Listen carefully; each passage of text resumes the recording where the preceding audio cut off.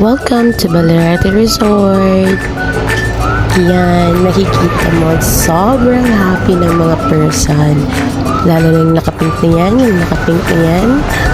Oh, oh, oh. Yan ang aking anak. Beautiful anak. Eliza Gascon. At yun na nga, sa sobrang happy nakatulog na. At syempre, pag happy ang baby, happy si mommy. Kasama ko din pala dyan ang napakagwapo kong asawa.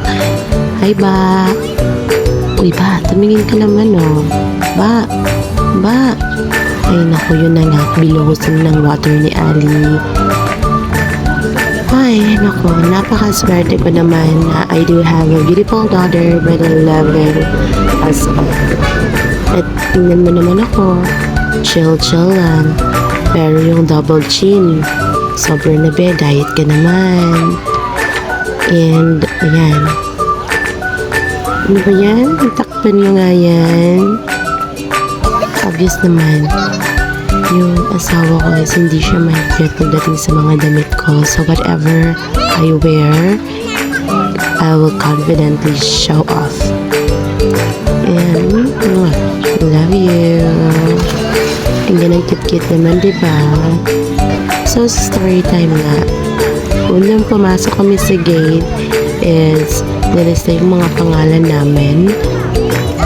Kasama yung mga bata. So, pinaghiwalay kami ng line-up.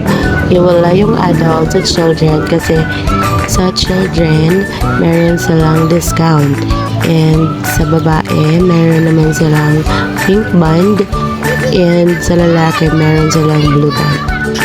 Dahil sa sobrang daming mga bata namin nakasama that day na mixed up, so si Ali nalagyan siya ng blue band. So bago kami pumasok sa gate ng Balerete, ang lungkot-lungkot ng anak ko kasi kulay blue nga yung band niya. Ang sabi niya, gusto niya daw pink. So ngayon, to the rescue ang kanyang papu, pinapalitan namin doon sa attendant ng pink band. Kaya, yan, enjoy sila mag-swimming. Akala mo naman ang lalim ng pool. Pero, it's kiddie pool lang po. I guess it's 1.5 feet.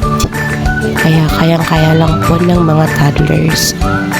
So, sa lahat ng may baby na gusto nila ng comfortable swimming pool na hindi kayo ma-stress magbantay, sa Balerete Resort po, meron silang kiddie pool. Kaya tingnan nyo ang bagets. Ayan.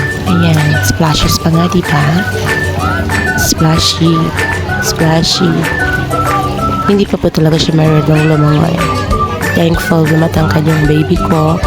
Kaya hindi siya nahihirapan na pumunta sa mga medyo malalim na pool. Pero hindi po yun advisable sa kids. As long as there's supervision of the parents, pwede po. Pero pag wala yung parents, walang parent na kasama, walang guardian, wag po natin hahayaan na lumangoy yung mga bata sa mga medyo malalalim na pool para iwas aksidente. Ayan.